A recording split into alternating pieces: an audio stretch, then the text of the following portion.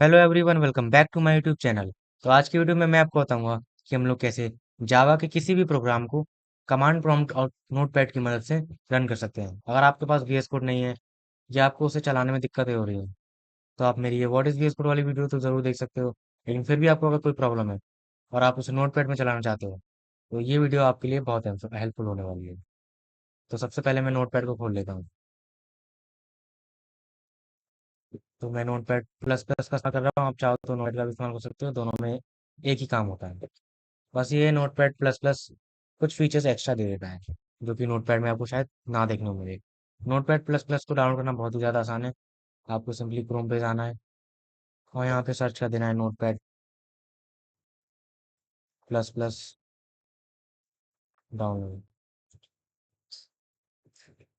और सिंपली यहाँ से आप डाउनलोड्स पे जाकर इसकी ऑफिशियल वेबसाइट से नोटपैड प्लस प्लस का लेटेस्ट वर्जन डाउनलोड कर सकते हो। तो अब मैं आ जाता हूँ नोटपैड में। अब यहाँ पे मैं जावा के प्रोग्राम्स को रन करने के लिए एक प्रोग्राम लिखने वाला हूँ जो कि होने वाला है टेबल्स को प्रिंट करने वाला है। तो उसके लिए मैं जल्दी से प्रोग्राम ले लेता हूँ, इम्पोर्ट कर लेता हूँ जावा डॉट यूटिल डॉट स्कैनर पे। उसके बाद हम लोग इसमें इस्तेमाल करेंगे, हम क्लास बनाएंगे, एक क्लास का नाम मैं रखूंगा हम ट्यूट रख देते हैं हम। फिर हम लोग जावा पर जो नॉर्मल सिंटैक्स होता है, पैरेंथेसिस पैरेंथेसिस नहीं, opening braces and closing braces लगा के इसका सिंटैक्स लिखता हूँ सबसे पहले। Public static void name string arg, again opening braces. Now I will just make a variable, or you can say I will just define the scanner. तो scanner को define करने के लिए सबसे पहले मेरे को लिखना होता है scanner S C. S C हमारा एक वेरिएबल है, आप जो चाहे वो रख सकते हैं। यहाँ पे हम इसको न्यू स्कैनर बनाएंगे।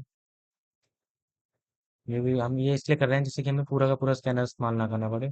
हम सिंपली एस सी लिख के पूरे स्कैनर का इस्तेमाल कर सकें, नहीं तो आपको बार बार पूरा स्कैनर टाइप करना पड़ेगा। तो new scanner system dot in semicolon. Now I will just print that what question should this print. So सबसे पहले मैं यहाँ पे प्रिंट करूँगा system dot out dot print की मदद से। यहाँ पे मैं प्रिंट करूँगा एंटर द नंबर, क्योंकि हमें टेबल को प्रिंट करना है तो हम लोग यूजर से नंबर लेंगे कि कौन से नंबर की टेबल प्रिंट करना चाहे होगा। फिर हम एक इंट वेरिएबल बनाएंगे जो कि होगा हमारा एन, और उसमें हम लिखेंगे next S C dot next in parenthesis. और हम यहाँ पे फॉर लूप का इस्तेमाल करेंगे। यहाँ पे हम इसी के अंदर इसको इनिशियलाइज करेंगे, आई की वैल्यू 1 होगी, देन आई की value less than is equals to में 10 होगी, आई प्लस प्लस करेंगे। अब हम आई की वैल्यू हर बार एक एक बढ़ेगी। फिर हम फॉर लूप के अंदर आएंगे और यहाँ से हम लोग कंडीशन लिखेंगे सीधा सिस्टम डॉट आउट डॉट प्रिंटलिन। प्रिंटलिन के अंदर हमें सबसे पहले एन की वैल्यू डिस्प्ले कराएंगे हम लोग। फिर हम लोग मल्टीप्लाई का साइन डिस्प्ले कराएंगे जो कि हम एक्स से कराएंगे। उसके बाद हम लोग आई की वैल्यू डिस्प्ले कराएंगे, देन अगेन इक्वल्स टू का साइन प्रिंट करेंगे हम लोग। And now simply I will just calculate the product, which is n multiplied by I. इतना करने का सेमीकोलन, और हम जितने भी हमने ब्रेसेस खोले उन सबको क्लोज करेंगे। इसे कंट्रोल एस करेंगे और यहाँ पे हम इसको डेस्कटॉप में सेव करने वाले हैं। डेस्कटॉप में इसको सेव करेंगे ट्यूट डॉट जावा से। अब इस प्रोग्राम को रन करने के लिए हमको चाहिए होगा कमांड प्रॉम्प्ट। तो मैं कमांड प्रॉम्प्ट को खोल लेता हूँ। अब हम इसके कमांड प्रॉम्प्ट को साइड में लगा लेते हैं जिससे कि हमारा जो हमारा टाइप करने वाला नोटपैड है वो इधर रहा है, जिससे हम कोड में जो भी चाहे वो चेंजेस कर सकें। और कंपाइल करने के लिए कंपाइलर हम टर्मिनल को इस्तेमाल करेंगे, कमांड प्रॉम्प्ट को एज अ टर्मिनल अपने प्रोग्राम को रन करने के लिए। तो सबसे पहले मेरे को कमांड प्रॉम्प्ट की डायरेक्टरी चेंज करनी होगी जो कि मैं डेस्कटॉप कर दूंगा। उसके बाद हम यहाँ पे सिंपली इस प्रोग्राम को रन कर सकते हैं। पहले हमें इसको कंपाइल करना होगा, तो उसके लिए मैं यहाँ पे लिखूंगा जावा ट्यू डॉट जावा।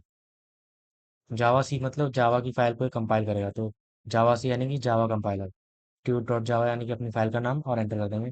एंटर करने के बाद अगर यहाँ पे कोई भी एरर होगा तो ये आपको एरर डिस्प्ले कर देगा। उस एरर को यहाँ पे आपको सेव करना है और फिर कंट्रोल एस करके दोबारा से उस प्रोग्राम को रन करना है। अब मेरे में कोई एरर नहीं है तो मैं यहाँ पे सिंपली जावा देन अगेन फाइल नेम लिख के एंटर करूँगा। और यहाँ पे पूछ रहा है मेरे को एंटर द नंबर।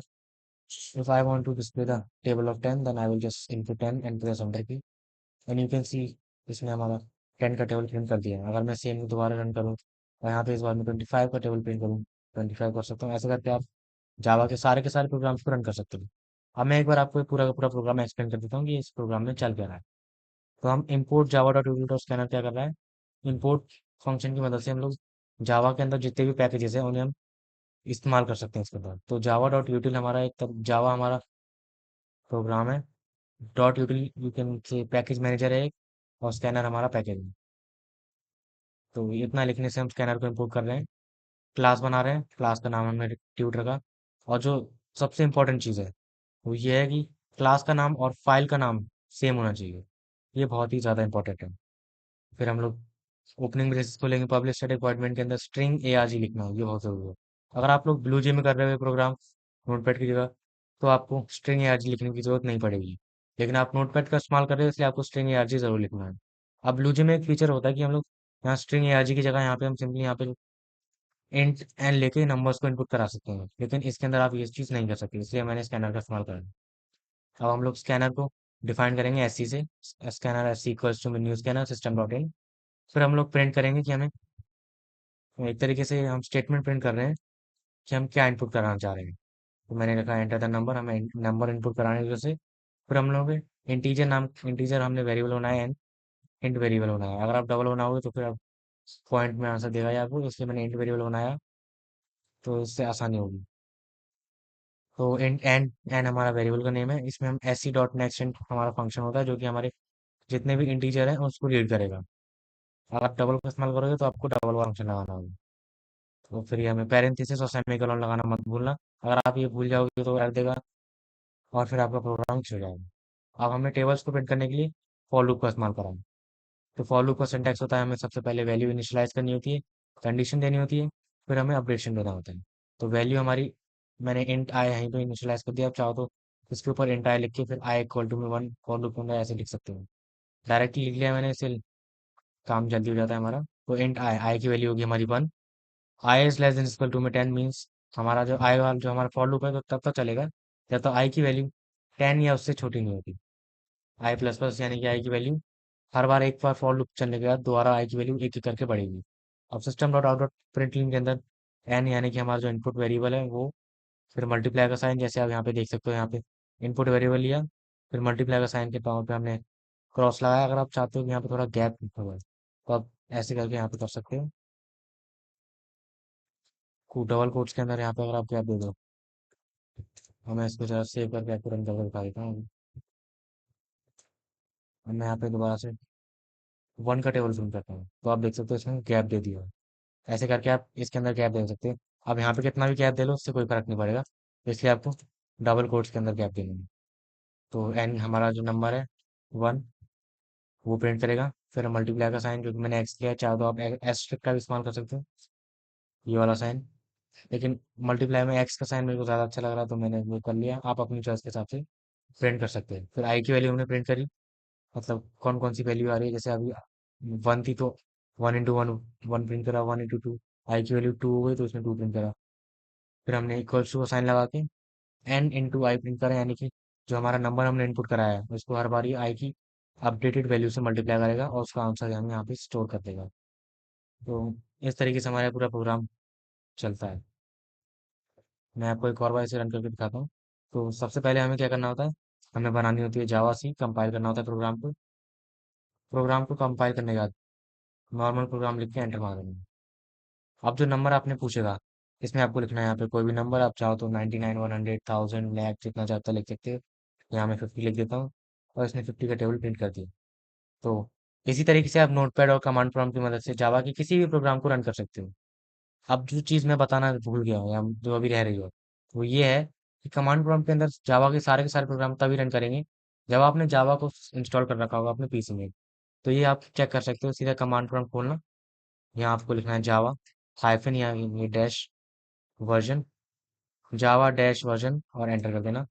अगर यहाँ पे आपको जावा का वर्जन दिखा रहा है, तो यानी कि आपके में जावा इंस्टॉल्ड है और आप सारे के सारे जावा प्रोग्राम्स रन कर सकते हो। अगर यहाँ पे कोई एरर दे रहा है या जावा नॉट फाउंड बता रहा है, तो आपको मतलब जावा इंस्टॉल नहीं है और आपको वो इंस्टॉल करनी है। अगर आपको जावा इंस्टॉल करनी नहीं आती, तो आप मेरे इस वीडियो के कमेंट सेक्शन में कमेंट डाल सकते हो, उसकी एक डेडिकेटेड वीडियो में ज़रूर बनाऊंगा। तो आज की वीडियो में बस इतना ही। अब मैं मिलूंगा आपसे अगली वीडियो के लिए। और आप चैनल पर नए हो तो चैनल को सब्सक्राइब करना मत भूलना। बेल आइकन को भी ऑल पे क्लिक कर देना, जिससे कि आपको उसमें सारी की सारी वीडियोस जल्द से जल्द मिल सकें।